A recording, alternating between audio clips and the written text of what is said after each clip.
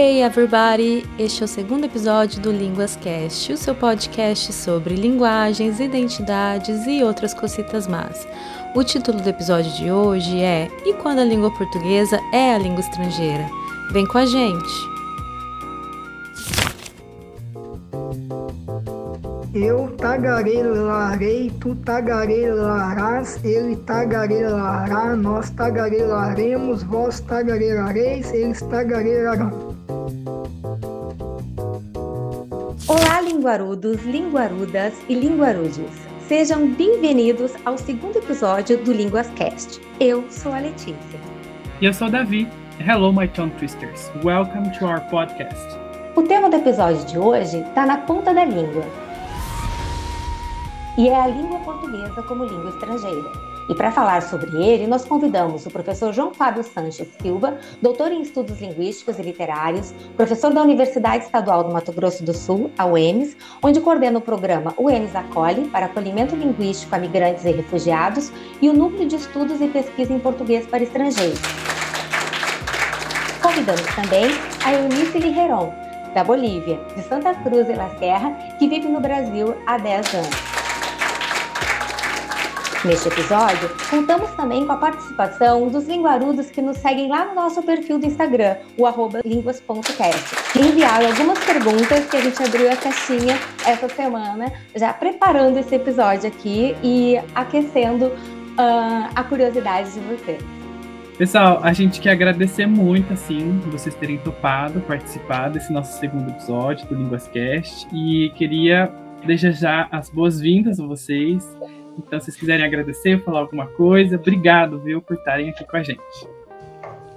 Eu queria agradecer a Letícia pelo carinhoso convite, o Davi que está nos recebendo, a Eunice. Eu tenho certeza que será um episódio muito bacana, de uma linguagem que possa agradar a todos e todos os linguarudos e linguarudas que acompanham o podcast. Acho que vai ser muito bacana esse momento.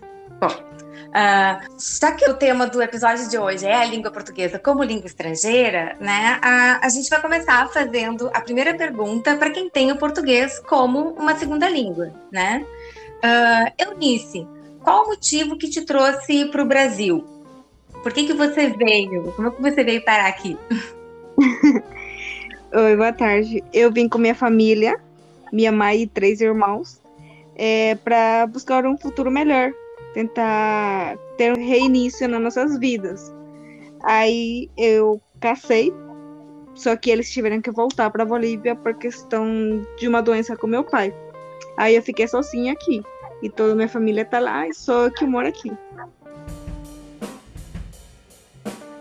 Beleza. A nossa segunda pergunta, ela vai assim, um pouco mais direcionada para o professor. A Eunice falou um pouquinho da trajetória dela, do porquê que ela veio para o Brasil, e a gente quer saber um pouco da trajetória do senhor, professor. A gente quer saber como e quando que surgiu esse caminho do senhor de pensar a língua portuguesa como língua estrangeira ou de acolhimento, assim, quando que foi, como que foi, a gente queria que o senhor contasse para a gente um pouco. Que bacana.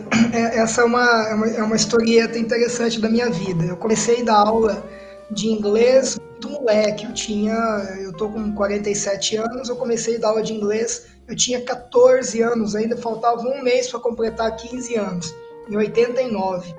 E até 2016, eu passei a minha vida toda dando aula de inglês. Toda a minha formação, desde a graduação até o mestrado, até o doutorado, foi voltada para inglês. Eu fui convidado a participar de um evento, uma semana de letras, na cidade de Cáceres, onde eu ia falar de alguns conceitos que eu pesquisei no doutorado, de investment, imagine identities, imagine communities, e eu ia falar sobre isso. Cheguei nesse evento, encontrei um pessoal super carinhoso, acolhedor, e havia uma professora, que até então eu nunca ouvia falar, eu não conhecia aquela professora. Depois eu falo o nome dela. E essa professora, ela apresentou a fala dela antes, falando sobre o conceito de português como língua de acolhimento. Essa professora é a Lúcia Maria de Assunção Barbosa, da UNB.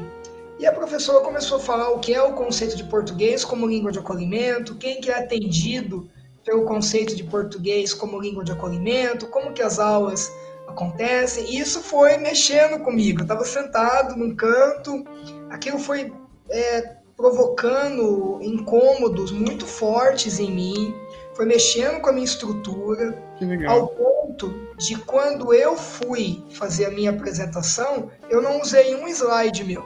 Eu pedi que mantivessem os slides da professora Lúcia, e eu usei os slides dela, das narrativas dos alunos haitianos e africanos que haviam sido atendidos na época por ela, para falar das teorias que eu tinha. E desse encontro foi surgindo uma amizade que parece que sempre existiu, surgiu um pós-doutorado em cima disso. Que legal. A proposta desse pós-doutorado era trazer aqui, no âmbito da Universidade Estadual de Mato Grosso do Sul, o conceito de português como língua de acolhimento. Isso mudou minha vida. Então, desde novembro de 2016, que eu passei a trabalhar quase que exclusivamente com esse conteúdo, com esse assunto, com esse envolvimento. Então, eu fico muito emocionado quando eu escuto uma história como essa da Eunice, né, que tentou a travessia com os familiares precisaram voltar, e ela teve a coragem de continuar. Então, isso me motiva a trabalhar com esse público. Então, foi algo muito, muito maluco, que mexeu demais com a minha estrutura profissional. Tanto que hoje eu me identifico muito mais como professor de português como língua de acolhimento do que professor de inglês. Né? Que interessante. Minha vida mudou. Que legal, que Obrigado, legal. Cê. Eunice, e antes de vir assim para o Brasil, né, nesses 10 anos atrás, vir com a tua família, tu já convivia com a língua portuguesa em algum momento, ou consumia coisas, por exemplo, a gente sabe que revistas, livros, às vezes até telenovelas, alguns programas, né, em língua portuguesa circulam aqui, né, nos países fronteiriços. Tu já tinha alguma convivência assim com a língua portuguesa antes de vir para cá? Então, antes de vir para cá, tinha as novelas, só que tudo traduzida para o espanhol, no caso.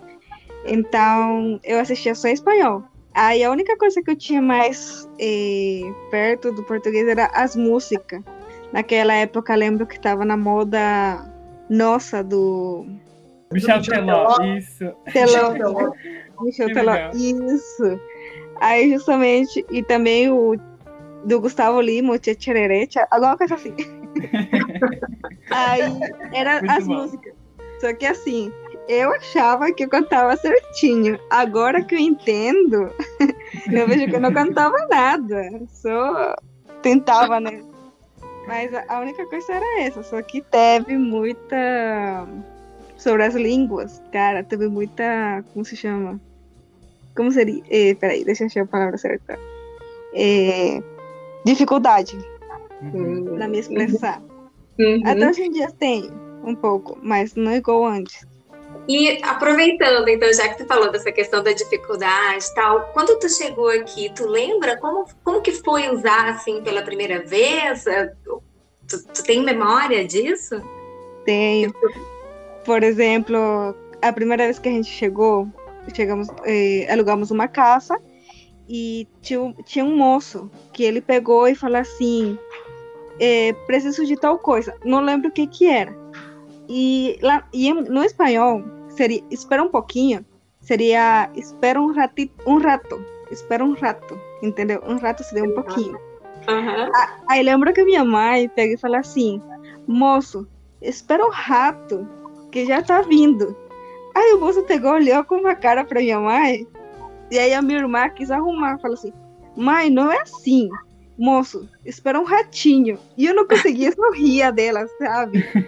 Aí que eu tinha que intervir, porque eu que fui a que mais acolheu o português. Aí eu expliquei pra ele, espera só um pouquinho, tal. Eu expliquei que a gente falava espanhol. Só que fora isso, teve muitos outros episódios desse tipo que a gente ficava até com vergonha um pouco. Só que hoje em dia não. Eunice, se você quiser contar mais uma história, então, porque a nossa próxima pergunta é um pouco sobre isso, assim. Tá. Se você tem alguma situação engraçada que você passou por conta dessa dificuldade, dessas diferenças linguísticas, né?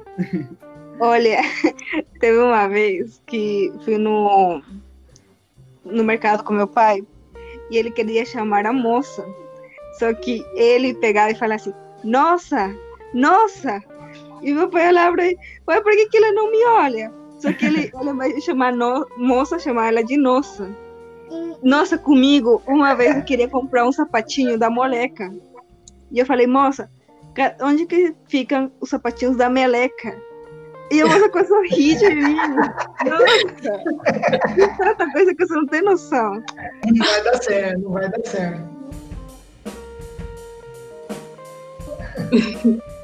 Professor, e já que você falou da questão, né, da língua portuguesa já como língua de acolhimento, né, qual é que é essa diferença, assim, de definição da gente considerar a língua portuguesa como uma língua estrangeira ou como uma língua de acolhimento? A perspectiva de língua estrangeira, a gente pensa sempre na aprendizagem de um novo idioma no país em que ele não é falado originalmente. Então, por exemplo, aqui no Brasil, se eu vou aprender inglês aqui no Brasil, eu estou aprendendo inglês como língua estrangeira, porque as pessoas elas não falam inglês no Brasil. Se eu ligar a televisão, na TV aberta, eu não vou achar um canal em inglês. Se eu ligar o rádio, eu não vou encontrar uma rádio aqui no Brasil em inglês, a gente não tem. Então, eu não tenho o acesso ao idioma, ele é muito mais restrito. Então, esse é um cenário muito comum da perspectiva da noção de língua estrangeira. Língua de acolhimento é um conceito, eu nem vou falar de português como língua de acolhimento, porque pode ser qualquer língua utilizada como língua de acolhimento. A perspectiva da língua de acolhimento, ela ocorre mais em um contexto de imersão. Então você tem questões relacionadas a necessidades urgentes que não existem numa aula de português ou de inglês, por exemplo, como língua estrangeira. Ninguém, por exemplo, ninguém que vai aqui num curso de inglês no Brasil vai fazer um curso para aprender a para conseguir alugar uma casa, por exemplo. É diferente, né? Ou vai fazer um curso de inglês porque vai querer fazer o currículo para entregar em alguma agência de emprego. Então, esse é o tipo de perspectiva que a gente tem mais uma aula de língua de acolhimento, porque é uma necessidade de imersão desse aprendiz nessa sociedade que o acolhe. Então, existem, assim, não diferenças metodológicas, mas eu acho que são verdadeiras diferenças conceituais entre uma e outra, né? E acho que isso é bacana. No caso, por exemplo, da Eunice, o contato dela foi um contato de imersão. Então, ela estava cercada, e ainda está, obviamente, de língua portuguesa. Se a Eunice vai no mercado, vai na feira, se a Eunice vai, enfim, em qualquer contexto, em Campo Grande, em qualquer outro lugar no Brasil, ela vai estar tendo contato com a língua portuguesa. Então, a perspectiva de língua de acolhimento possibilita exatamente essa tentativa de uma maior inserção do migrante internacional na sociedade escolhida por ele.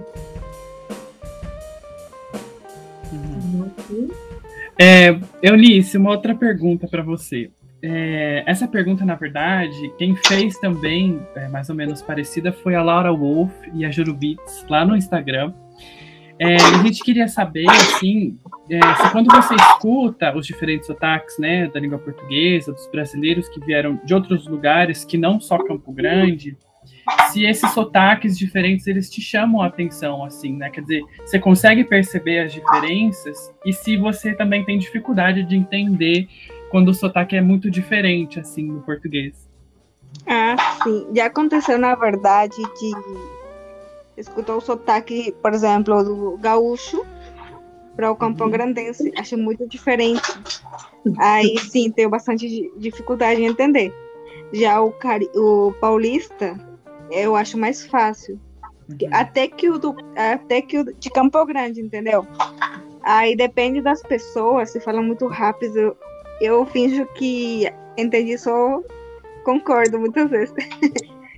Mas aí quando tem outra pessoa que é estrangeira, na verdade, ainda não estive nessa posição ainda de escutar algum estrangeiro, outro estrangeiro que não fala espanhol, falando português, porque na hora eu percebo, a gente começa a falar espanhol, né?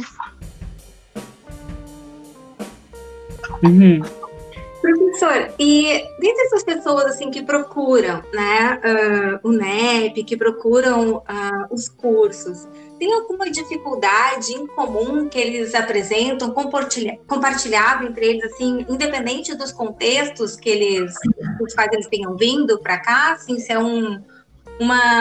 tipo, a gente como professor, assim, por exemplo, pensa, tem que concentrar aqui inicialmente, porque isso pode ser um entrave para outras coisas depois. Existe alguma coisa que dá para se identificar? Uma dificuldade maior? Eu acho que depende muito da turma, porque, por exemplo, nós temos turmas muito heterogêneas com diversas nacionalidades. E cada nacionalidade traz uma característica própria. Então, por exemplo, quando nós temos hispanofalantes, a gente tem uma questão fonética muito forte. Então, existe uma aproximação com a gramática da língua, mas existem algumas questões que envolvem produção de determinados sons no espanhol que são diferentes do português e vice-versa. Então, isso denota uma tensão maior. Nós temos casos de algumas línguas que não têm uma relação direta com a língua portuguesa.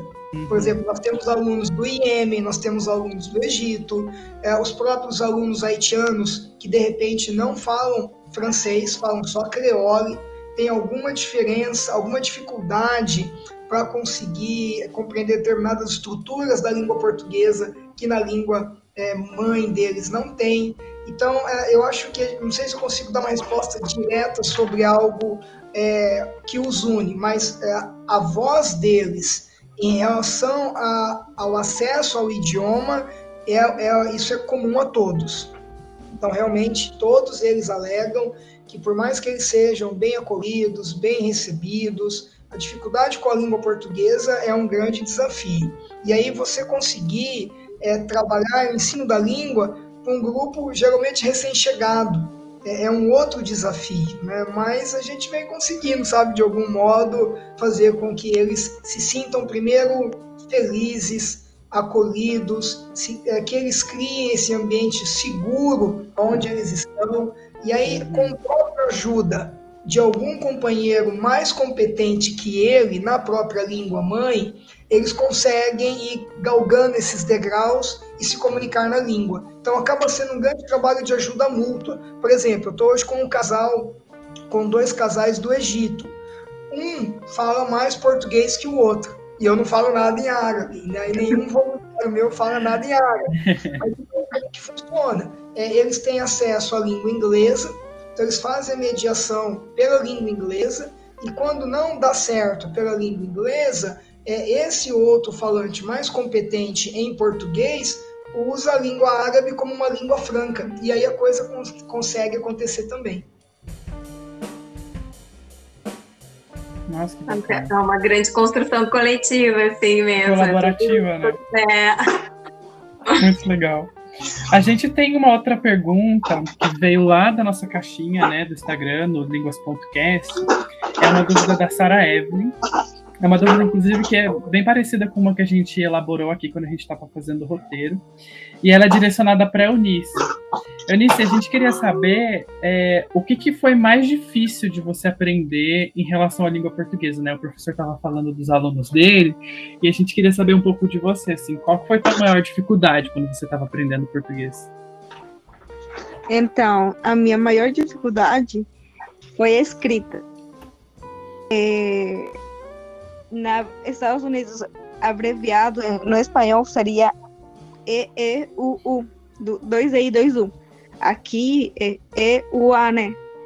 Faz pouco tempo aconteceu com essa mesma coisa com a minha filha. Ela estava tentando ensinar português, aí ela tinha que escrever xícara. Aí eu falei para ela, coloca C-H-I, porque xi no espanhol é C-H-I. E ela olhou para mim e falou assim, não, mamãe, xícara é com X. E eu fiquei, nossa, tipo, eu ensinando ela errado. Aí eu fiquei muito, não sei, fiquei meio estranha comigo mesma. Aí eu fui conferir com meu esposo e ele falou realmente que era com X. Então, até hoje em dia, a minha dificuldade é com a escrita. Ô, Eunice, posso aproveitar? A fala da Eunice é muito bacana, porque ela mostra uma das diferenças hoje que a gente vem percebendo dos grupos de imigrantes que nós atendemos. A população haitiana, mais recém-chegada, e algumas outras nacionalidades, acabam tendo uma necessidade maior do componente oral, sabe, de falar português. A gente percebe que os colombianos, bolivianos, venezuelanos, por já conseguirem se expressar melhor em português, acabam tendo um apelo muito mais forte com a gramática, com a escrita. Então eles acabam pedindo realmente mais atividades de produção textual, mais atividades voltadas a essa competência mesmo linguística em português, que eu acho que só corou o que a Eunice acabou de falar para a gente. Eunice, eu queria aproveitar que tu mencionou a questão da tua filha, né? Em casa, assim, porque ela convive também com o espanhol e com o português, e na escola ela tem o português. Como que está sendo isso assim para ela? Desculpa me atraser, mas é que já que você mencionou essa questão, talvez seja uma coisa interessante também, né, de se pensar, porque... Eu não sou muito boa ensinando espanhol. Muita gente pede para mim, né? Eu ensino até onde eu posso. É que eu não sou boa ensinando, na verdade. Aí, eu nunca tentei ensinar, nem tenho 10 filhos. Nunca tentei ensinar nem para ela, nem para ele, porque tinha medo que atrapalhasse na escola deles, entendeu? Aí, eu levei a Nicole, o nome dela é Nicole, ela tem 7 anos hoje em dia. Levei ela na Bolívia, ficamos só 3 meses. Quando voltei, ela falava perfeito espanhol. Até hoje em dia, fala... Só que assim, aconteceu um episódio domingo que passou agora. Ela estava com o irmão dela e as meninas incomodaram ele. E ele deu um grito. Aí a pastora foi ver o que tinha acontecido. Sabe o que minha filha falou? Ela falou bem alto, porque ela ficou brava, falou assim: as meninas estão molestando meu irmão. E tipo, molestar. Isso na igreja. E molestar em espanhol seria incomodar. Nossa! A pastora pegou e ficou, meu Deus do céu, ela não soube o que fazer na hora. Nossa, imagina. E eu não estava ali, ela foi com minha sogra. Aí ela foi conversar com minha cunhada para ver o que tinha acontecido, mas o culto todo a pastora ficou muito preocupada. Lógico. Nossa, imagina, né, cara? Mas eu tive um caso desse com um aluno nosso. Inclusive ele voltou agora para as aulas presenciais. Um dia ele estava muito bravo lá na universidade, mas muito bravo, que ele foi num posto de saúde e chegou no posto de saúde, ele reclamou que ele estava com uma dor muito grande na costela e que o médico havia o tratado como dor na patela. Uma coisa, quer dizer, ele foi com a dor na costela e trataram o joelho dele, uma coisa maluca, assim. Então, mas essa é uma questão que eu acho que não cabe nenhum julgamento, se é culpa do médico, se é culpa de quem, é uma questão de língua, é uma questão de entendimento de língua e que reforça esse caos que deve ter sido causado lá na igreja quando a palavra molestar surgiu, porque é uma palavra que tem uma conotação muito forte aqui pra gente em todo o contexto. Então, esses casos, eles acontecem, né, em todos os contextos, né? E aí cabe, acho que a nós, que somos, no caso, vamos falar assim, o nativo do idioma, tentar compreender o outro, né? Tentar entender sem se apavorar, né? Sem fazer apavoramento. Sim.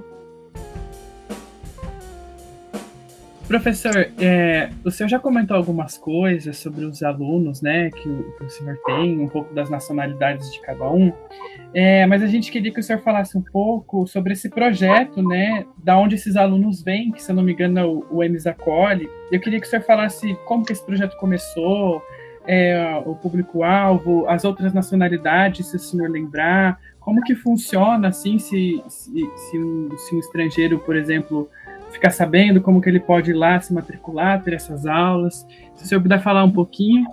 Lógico. O projeto começa em abril oficialmente, né? Começa em abril, tínhamos uns 17 alunos, na grande maioria haitianos, alguns poucos venezuelanos à época e alguns colombianos. E eu tinha uma aluna da Bolívia, que era a Noemi, e tinha aluno do Paquistão, Mohamed, esse grupo de 17 pessoas. E aí de lá para cá, nós atendemos mais de 1.500 imigrantes. Um número bacana, né? E com mais de 30 nacionalidades. Então, é até difícil nomear as nacionalidades, porque nós atendemos, por exemplo, nós tivemos até alunos da Rússia aqui com a gente. Então, a gente teve eu acho que a gente pode apontar assim, quais são as nacionalidades com o maior número de alunos. Então, nós temos muitos haitianos, venezuelanos, colombianos, uma comunidade egípcia grande aqui na cidade de Campo Grande. Temos famílias do Iêmen. Nós já atendemos muitos alunos de Taiwan, alunos da China, alunos do Japão, alunos da Bolívia, e aí vai embora. Né? A gente pode ficar. Eu tive aluno das Filipinas, aluno da Bélgica, muita nacionalidade, aluno da França. Hoje nós estamos com alunos da Venezuela, da Colômbia, da Bolívia, de Cuba, da Argentina, do Egito, do Iêmen, do Haiti, obviamente. Mas eu acho que estamos com alguns alunos do Senegal. Então, é um número muito amplo. No caso, para alguém que conhece algum migrante internacional ou o próprio migrante internacional, o projeto EMS Acolhe, ele está em todas as redes sociais. Então, nós temos o Instagram do EMS Acolhe, tem o Facebook do EMS Acolhe, nós temos um site do EMS Acolhe, onde nós sempre estamos divulgando a abertura de cursos, os novos cursos, e agora a gente está atendendo outras cidades. Então, além de Campo Grande, estamos com aulas em Dourados, já iniciadas. Daqui 2 semanas começamos Cacilândia, Corumbá e Nova Andradina. Possivelmente no segundo semestre começamos Chapadão do Sul e outras cidades que estão aí no radar também. Nossa, muito legal. Muito legal, muito legal. Professor, e você, assim, você fala outras línguas além do português, né? Já falou aí da questão do inglês, né? E como da tua identidade, como pessoa, como sujeito, assim, no mundo, tem relação com essas línguas, tanto a portuguesa, né, quanto as outras línguas que você fala, pelas quais você circula, assim, né? Se você consegue se ver sem essa língua, sem essas línguas, né? Que pergunta difícil, porque eu acho que em algum momento eu me perdi, sabe? Assim, minha vida toda eu me identifiquei como professor de inglês, minha vida toda, né? Assim, profissional, de formação, era muito fácil falar quem eu era, né? Quem é o João Fábio? João Fábio, professor de inglês de tal lugar. Aqui em Campo Grande, antes de eu entrar na UEM, tem mais de 30 escolas aqui de Campo Grande. Então, todo mundo sempre me conheceu como professor de inglês. Então, as pessoas às vezes estranham quando escutam que eu estou dando aula de português, para migrantes internacionais. Então, eu acho que hoje, a minha identificação maior é só como professor de línguas. É diferente. Eu hoje não... Vou dar um exemplo. Eu estava na aula da Pastoral do Migrante, é um dos nossos polos aqui em Campo Grande, nessa quarta-feira. E uma aluna nossa do Egito, ela veio conversar comigo, perguntar se a aula teria uma turma de nível mais básico, que ela achou a aula um pouco avançada, porque ela não falava nada em português. E ela estava conversando comigo em inglês. Então, foi algo muito natural, sabe assim? Eu simplesmente atendi. Então, eu acho que hoje se eu tiver que me identificar profissionalmente, eu sou professor de línguas. Eu não sei que língua eu vou estar falando naquele momento, se é português, se é inglês, se é espanhol. Eu acho que é legal, assim, a gente permite essas nossas múltiplas identidades aí de emergirem, né? É bacana. E Eunice, a gente quer fazer mais ou menos a mesma pergunta para você, mas eu queria principalmente saber, assim, se você hoje consegue se ver sem a língua portuguesa depois que você aprendeu ela. Hoje em dia, não. Depois que você aprende outra língua e domina muito bem ela não sei, muda bastante o jeito de ver o mundo. Te chama muita atenção, muita curiosidade por saber outras línguas. Por exemplo, me chama muita atenção o italiano, entendeu? E o pouco que eu já estudei, eu consigo entender muito bem. Eu acho o italiano parecido com o português a respeito do espanhol, porque o espanhol com o português tem certas palavras um pouco parecidas. O italiano é a mesma coisa, tem certas palavras parecidas com o espanhol. E, tipo, te chama muita atenção as coisas estrangeiras. Por exemplo, uma pergunta que eu queria fazer para o professor, uma vez me fizeram uma pergunta muito interessante. Em que idioma eu penso? nunca tinha pensado nisso. Aí por exemplo, no meu caso, eu penso nos dois. Eu tanto penso em espanhol como penso em português. Sim. Só que eu consigo ler, por exemplo, uma coisa em espanhol, já traduzindo para o português, e vice-versa também. Essa questão de pensar em uma outra língua, o pessoal da cognição vai ficar bravo comigo, mas eu acho que é coisa de maluco, assim, porque quem pensa é o cérebro, né? O cérebro nosso que pensa. Então, eu não sei se o nosso cérebro tem língua. Eu acho que a gente busca formas mais imediatas de dar uma resposta. E isso que é o legal. Então, quando às vezes você está aprendendo inglês, tá? Você entrou num curso de inglês, aí você começa a escutar, né? Você só vai falar inglês quando você pensar em inglês. Então, o que é o pensar em inglês? Pensar em inglês é você saber usar determinada estrutura de modo correto, de modo apropriado, de modo eficaz em língua inglesa. Então, isso exige um pensamento. Mas eu não acho que as pessoas têm que parar para pensar. Eu lembro que na minha época de moleque, ainda de estudante de inglês, a gente falava que só ia saber falar inglês quando sonhasse em inglês. Eu já ouvi essa. Eu entendo muito o que a Eunice está falando. Então, para ela, já não há grandes diferenças. Então, ela lê um texto em português, ela lê um texto em espanhol, para ela aquilo já não faz muito mais... muito diferente. É diferente, por exemplo, eu estou tentando aprender um pouquinho de francês.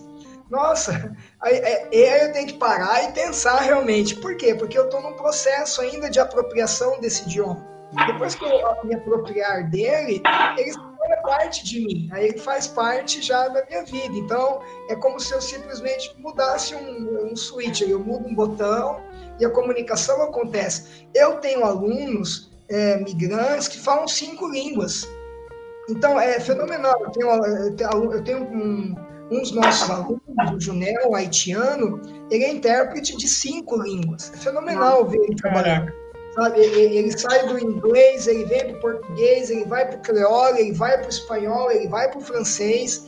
É algo fenomenal. Então, se a gente perguntar para o Junel, que língua que você pensa? Ele vai falar assim, eu penso em todas. Chega um ponto que a pessoa não discerne mais. Ou, por exemplo, algumas comunidades indígenas, né, onde a criança indígena às vezes fala 2, 3 línguas diferentes, né, eu acho que ela simplesmente executa. No processo de aprendizagem, que é um pouquinho mais doloroso, porque a gente fica buscando apoio na nossa língua mãe, a gente fica buscando apoio na língua que a gente conhece para tentar dar uma resposta na outra língua. Mas é muito legal isso. Então, a gente já está se encaminhando para o final e nós vamos finalizar com uma pergunta. Então, a gente finaliza. Que bom, né? Que bom que vocês gostaram. A gente também está adorando, né, Davi? Com certeza. Eu tô. Bom, e a gente finaliza com uma outra pergunta que foi deixada lá na nossa caixinha do Instagram. É a pergunta da Tainá, que é com relação... Ela parece ter percebido um aumento de estrangeiros que estão interessados em aprender o português brasileiro, né? E se isso se confirma, assim, professor, o que você tem observado, já que vocês começaram as aulas agora, né, esse mês, como que parece esse panorama, assim, de pessoas que estão vindo, que estão buscando a língua portuguesa? Olha, foi surpreendente, assim, eu tive pedra no rim, alergia, peguei um monte de picuinha, meu corpo ficou tudo empelotado, tamanha foi a minha ansiedade, porque eu não sabia se eu ia ter aluno, né? Quando a pandemia estourou e nós tivemos que parar com as atividades presenciais, nós estávamos com mais de 300 alunos inscritos. Nós tivemos 2 semanas de aula e parou tudo. Foi muito difícil. Então eu não sabia se eu ia ter aluno agora. Então a nossa surpresa é que só para a cidade de Campo Grande nós tivemos um número assim de mais de 120 alunos inscritos e participantes das aulas. Ontem aqui em Campo Grande nós tivemos uma mudança climática muito brusca, chuva, frio, e foi surpreendente. Eu fui no polo Rita Vieira, que é um polo majoritariamente de haitianos, e tinha mais de 40 alunos na sala. O outro polo nosso Grandi tinha perto de 30 alunos haitianos e venezuelanos.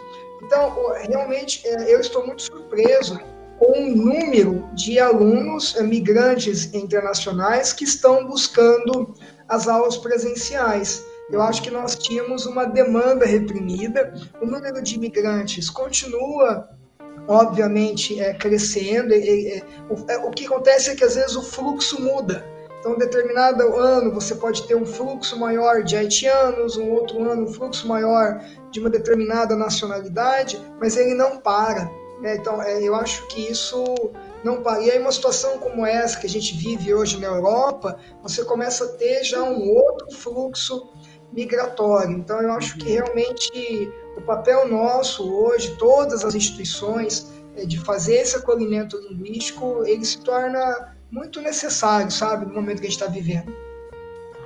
Então, a gente agradece. Com essa pergunta, a gente finaliza. Agradecemos a presença de vocês. Espero que vocês tenham gostado tanto mesmo quanto a gente. E acho que esse episódio vai ser um episódio que vai agradar os nossos linguarudos mesmo. Que foi muito legal. Professor João Fábio, Eunice, obrigado por vocês estarem aqui, né? Nesse tempo, compartilhando as experiências de vocês. Se vocês quiserem deixar alguma palavra aqui por final.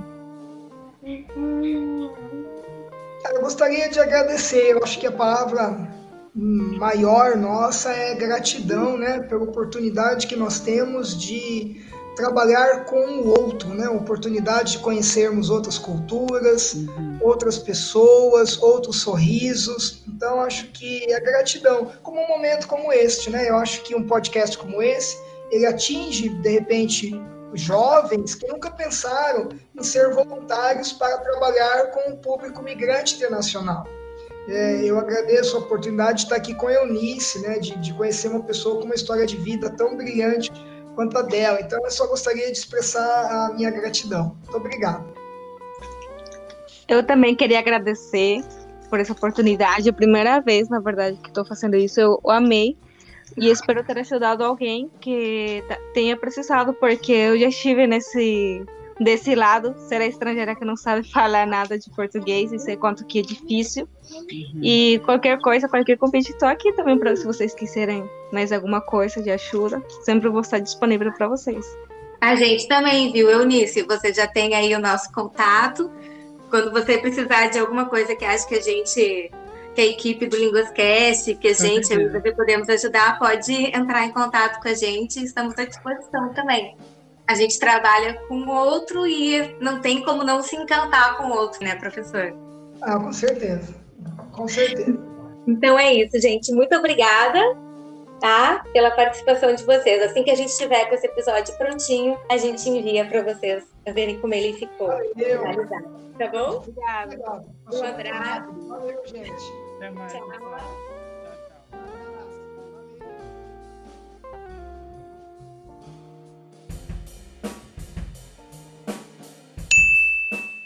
E a palavra do dia é alóctone. Segundo o dicionário Priblem da língua portuguesa, alóctone significa o que não é natural do território onde se vive, que não tem origem no local onde se encontra ou onde se manifesta. Para você que se considera um linguarudo, o LinguasCast tem episódios mensais e você também pode nos acompanhar pelo Instagram, no perfil @linguas.cast e no YouTube pelo canal LinguasCast. A transcrição deste episódio pode ser acessada em linguascast.blogspot.com.